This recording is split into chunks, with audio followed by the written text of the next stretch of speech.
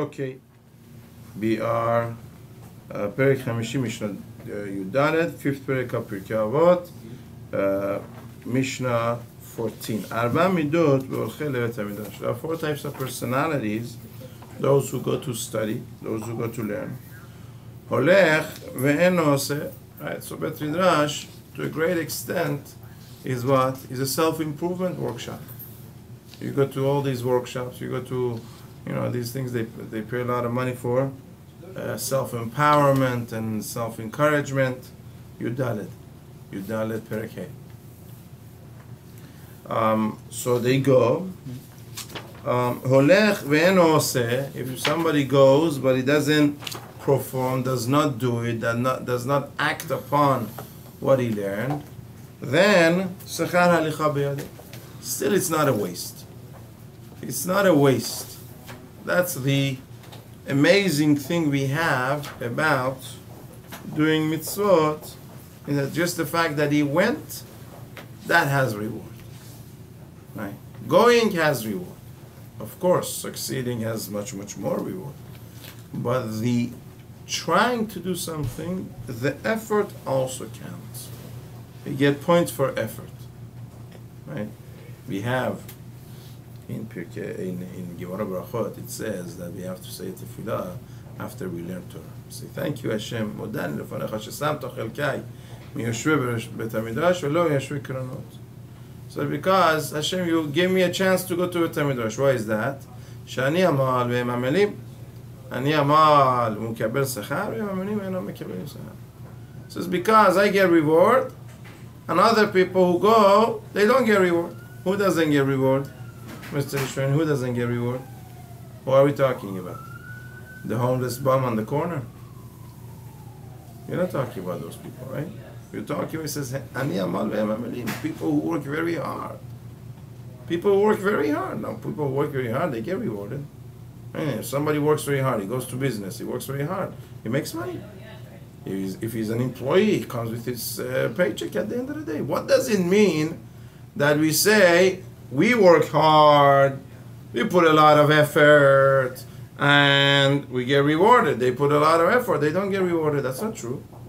Don't they get rewarded? They get their pay, they get their benefit, whatever it is that they get. Right? It seems a big question, really. Chafetz Chaim says, what's going on here? However, the words are exact. We put effort, we get reward for the effort. They put effort, they don't necessarily get rewarded for the effort.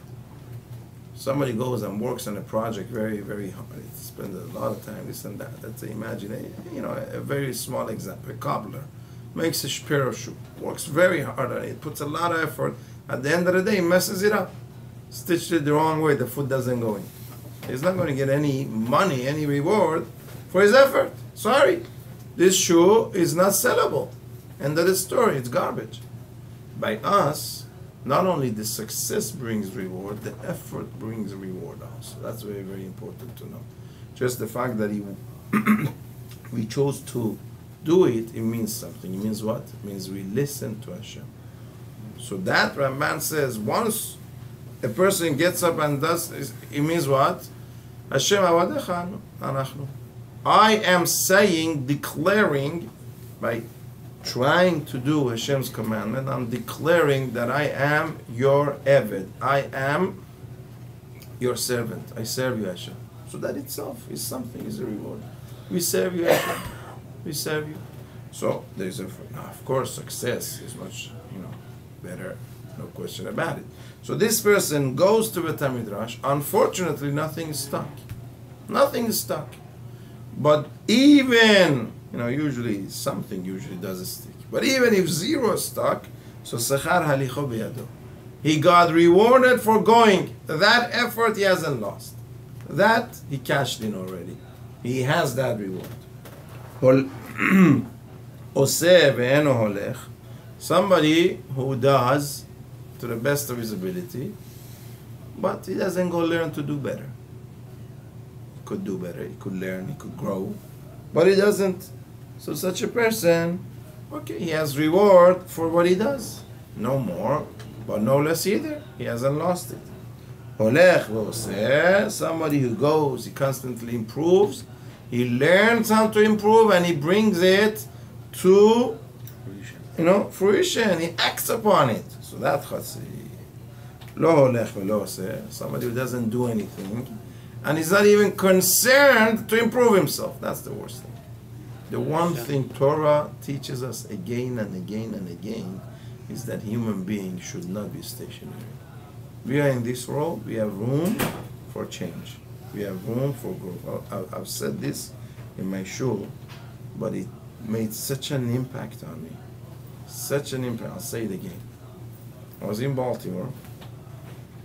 Okay. This is probably 1996. I don't know, sometimes I would go, to fix my car or something. I would pick up the Baltimore Sun. I don't know, I wasn't a regular reader of Baltimore Sun, but I picked up the newspaper that day. So the editorial, the main story of the day, was on their editor-in-chief. Baltimore Sun editor-in-chief, the main story was on her. She had turned 100 that day. It was her birthday. She was 100 years old, and she was the editor-in-chief, in charge of the paper. Everything went under her, this and that. And Baltimore Sun, if you know, in the early 90s, he went through a rough patch, and they were going to close it, and she came in, and she took over, and she turned it around. She turned everything around. And there was a lot of credit for her. But one thing of this whole long story about her, who she was, how did she start? She started as a copy maker in a newspaper up in New York. That whole thing, but one thing really, it took me so.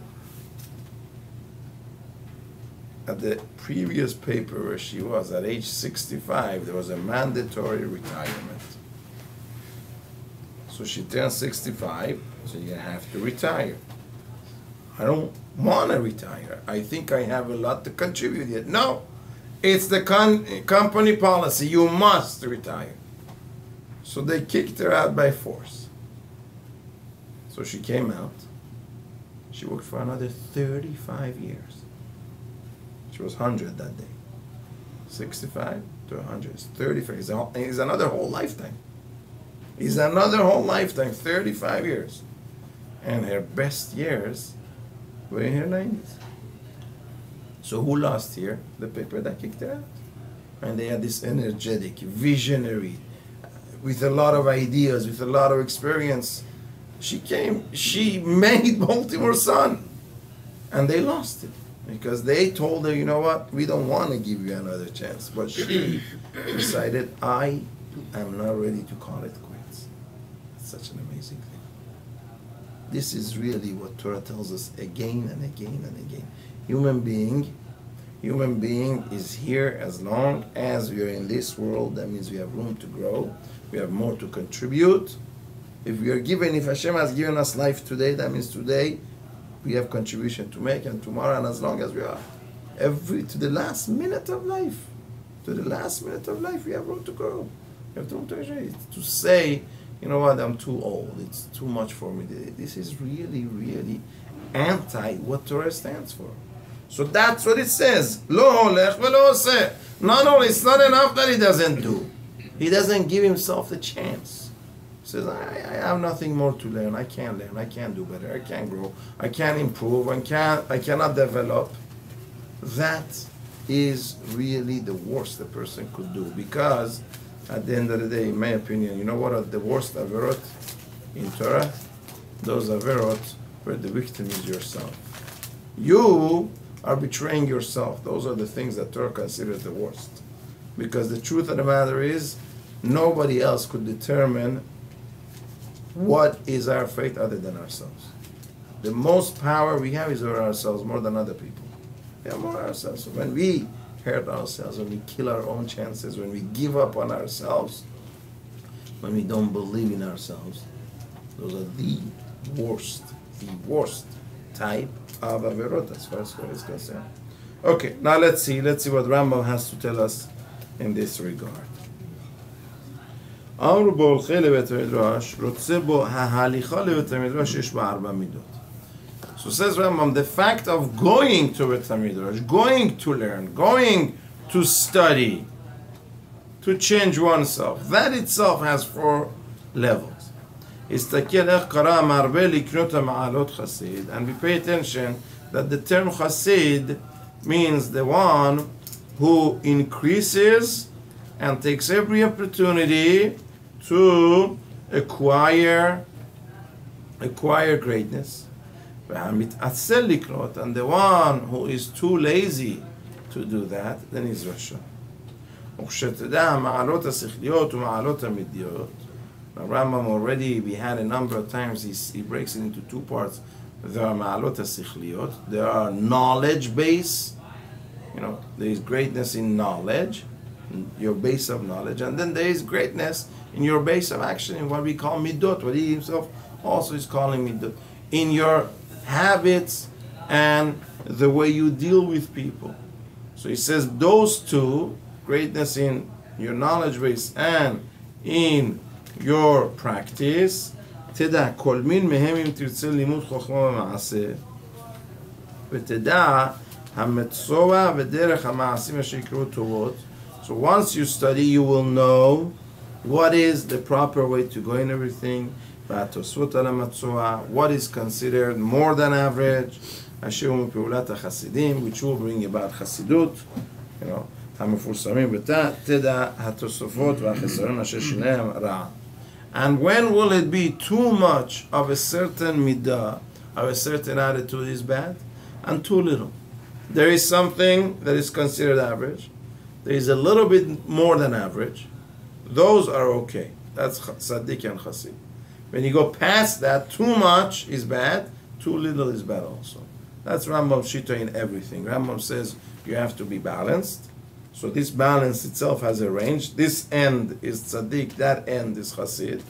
But outside of that, says Rambam, is what is bad. For example, he says, we know human beings, 95% of them are prone to ego. There are some people who unfortunately are prone to depression. But, a lot of people are prone to ego. So therefore, you protect yourself against ego a little bit further. Right? But you got to be careful. That's the limits. That's the, the 2 end of the balanced approach.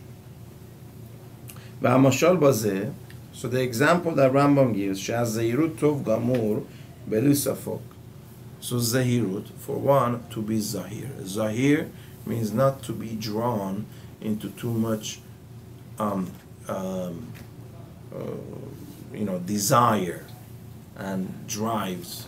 Desires that we have, be it food, be it sexual matters, etc. So it says Rambam, obviously, to be in control, that's zahirut, is good. It's good to be in control. It's not good to have an open, promiscuity, and you can't control anything. You have to have self-control.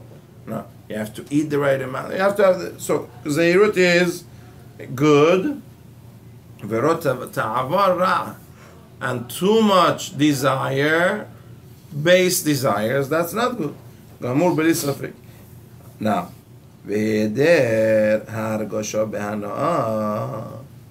so someone who has no feeling of pleasure, or somebody who already, never, a normal person should enjoy once in a while. He goes to a wedding or a bar mitzvah, he enjoys a nice meal, Shabbat, Yom Tov, he must be able to feel good. Somebody who that feeling of pleasure is dead by him to a point that, nothing could affect him. He's just dead. There are no feelings there. So he says, therefore, that's bad. Even though that's a horrible thing, it's not as bad as the other extreme. The other extreme, the person who cannot control himself and is overwhelmed with his stimulating, his nerve ending so much, he must be eating a new taste, a new thing, a new experience, a new this, a new that. You know, they constantly have to find something to stimulate themselves. So that's worse, says Rambam. Ve'ikra chet, or po'al bilti nachon. So that would be considered a sin. So therefore, because that's the case, to push ourselves a little bit, says Rabbi, a little bit towards, you know what, giving up pleasures, a little bit, is better than not doing so. So you have the balance, you have a little bit pushing yourself off past the midpoint, if you will, towards, you know what, because it's the danger is so much. The danger of me getting lost into base pleasures is so stressful. So I'll take one more step there to be careful not to be caught in this. Rambam says, once you understand this, you will know. This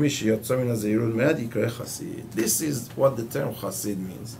That somebody that comes a little bit more than having self-control over all his desires, a little bit more. He gives it up more.